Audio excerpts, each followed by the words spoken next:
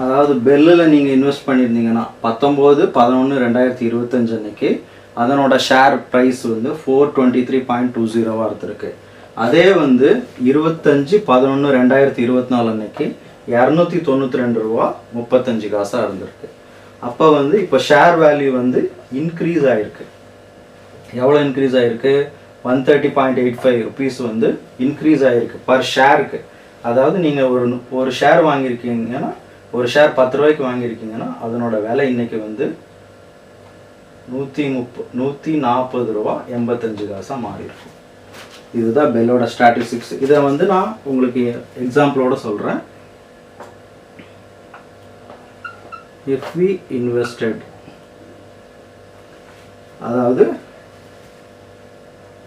நம்ம 25/11/2024 இந்த டேட்டில் நம்ம வந்து 100 ஷேர் பெல்லில் வாங்கியிருக்கோம்னு வச்சுக்கலாம்.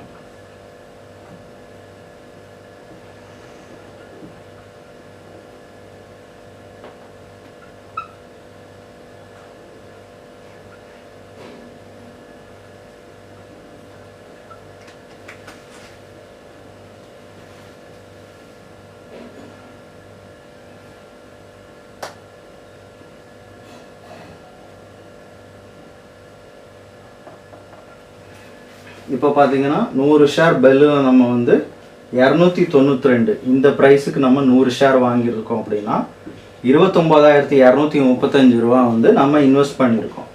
பெல்லில் வந்து 100 ஷேர் வாங்கினோம்னா 29,235 ரூபா முதலீடு பண்ணுறோம். அதே 1000 ஷேர் வாங்குறோம்னா 2,92,350 ரூபா இன்வெஸ்ட் பண்ணுறோம். ஓகேவா? இப்போ வந்து இது 19/11/2025.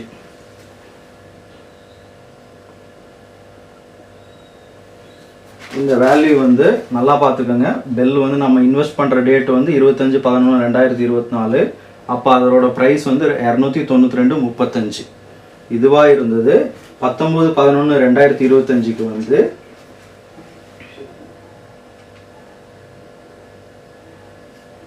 நமக்கு வந்து 100 ஷேராக இருந்தது.